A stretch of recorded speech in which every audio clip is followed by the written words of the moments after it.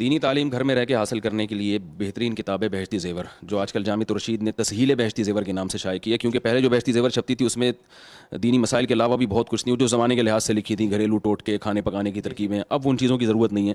تو صرف جامعۃ الرشید نے جو اس میں مسائل ہیں وہ مسائل الگ سے بہشتی زیور کے الگ کر کے کتاب شائع کی، اور اردو کو بھی بہت آسان بنا دیا ہے.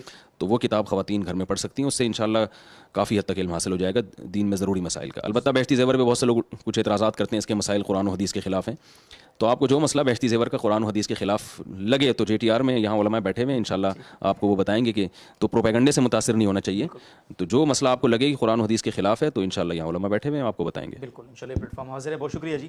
رحیم بخش احمد صاحب چنیوٹ سے، میرا تبلیغی جماعت میں 4 ماہ لگانے کا ارادہ ہے جی.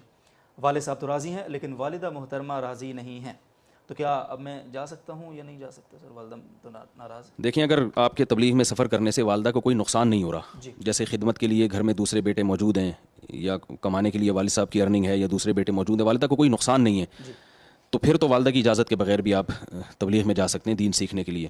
کیونکہ فقہاء نے تجارتی سفر کی بھی اجازت دی ہے، کیونکہ یہ تو انسان کے ایک بنیادی حقوق میں سے ہے نا، بنیادی رائٹس ہیں کہ وہ سفر بھی کر سکتا ہے اور وہ کہیں تجارت کے لیے، تعلیم کے لیے بھی جا سکتا ہے.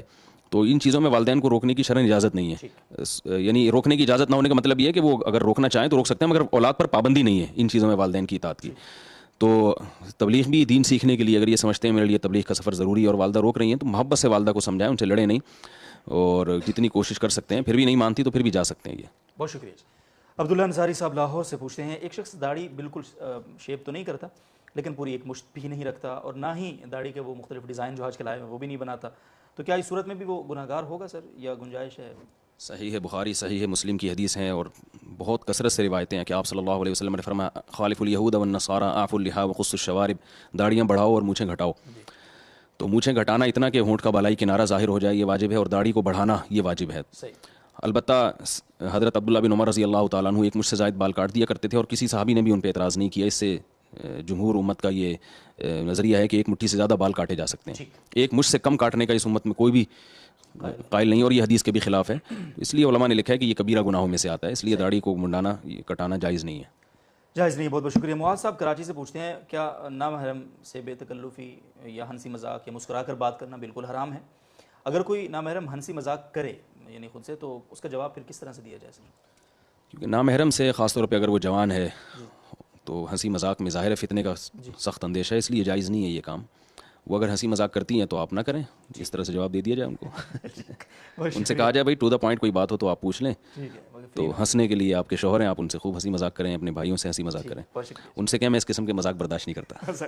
بہت شکریہ. کامران صاحب دبئی سے پوچھتے ہیں، اگر گناہ کرنے کی طاقت نہ رہے تو کیا پھر بھی توبہ قبول ہو جائے گی؟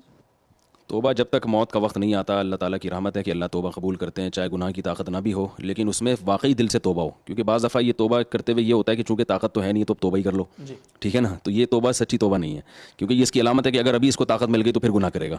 تو وہ توبہ کرتے ہوئے یہ ہو کہ اللہ اگر مجھے طاقت مل بھی گئی، اور واقعی دل میں عزم کرے کہ اگر ابھی گناہ کی طاقت آ گئی پھر بھی نہیں کروں گا، تو اگر اس جذبے سے توبہ کرے گا تو بے شک گناہ کی طاقت نہ بھی رہی ہو پھر بھی انشاءاللہ توبہ قبول ہوگی.